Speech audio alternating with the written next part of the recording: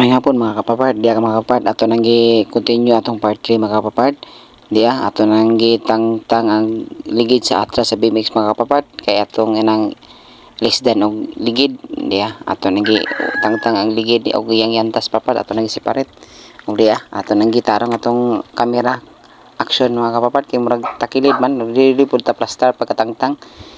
Og sa ato din po na ito mapakita yun sa ito pagtangtang mga kapapart, ato na ipaspas mo kamay mga kapapart, kay medyo langay gini o taas ni trabaho mga kapapart.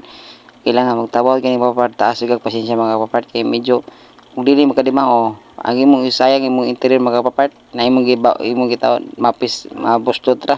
Og diya ato nang imong bahan, og dira ato nang itawad mga kapapart, kay na okay naman siya, good sa kay siya.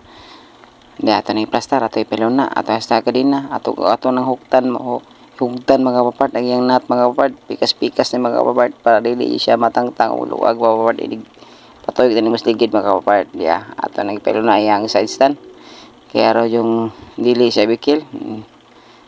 Okay na mga kapapart, diya, apit na maman mga kapapart.